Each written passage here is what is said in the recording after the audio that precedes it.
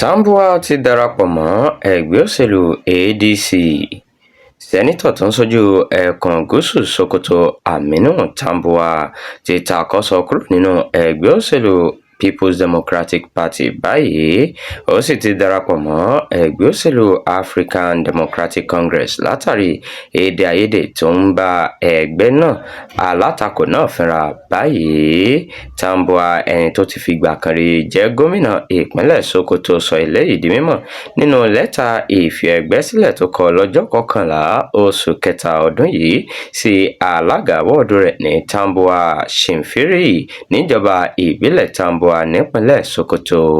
Nínú lẹ́tà ọ̀hún tí ìròyìn fojú bà lọ́jọ́bọ̀ tọ́sídẹ̀ẹ́ ọ̀sẹ̀ yìí ló ti sọ pé òun gbé ìgbésẹ̀ yìí lẹ́yìn ọ̀pọ̀lọpọ̀ ìfikùnlukùn pẹ̀lú àwọn alátìlẹ́yìn àti akẹgbẹ́ òun nínú òṣèlú. Gẹ́gẹ́ bí lẹ́tà náà ṣe sọ, ó ní lẹ́yìn ìfikùnlukùn pẹ̀lú àwọn lámẹ̀tọ́ àti akẹgbẹ́ rẹ̀ nínú òṣèlú lòun ṣe ìpinnu láti fi ẹgbẹ́ PDP sílẹ̀ ní wàràǹṣeṣà.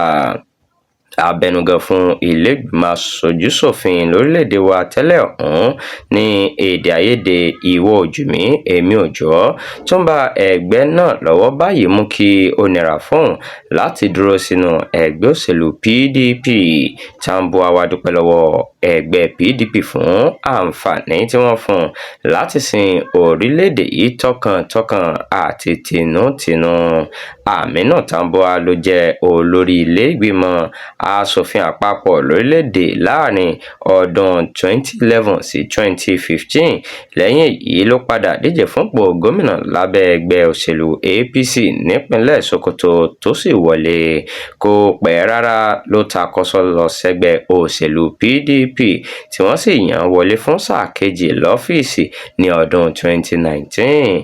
Lẹ́yìn tó ṣe sáà kejì tán lọ́dún 2023 ló tún gbé igbá ìbò sẹ́nitọ̀ láti ṣojú Gúúsù Sokoto.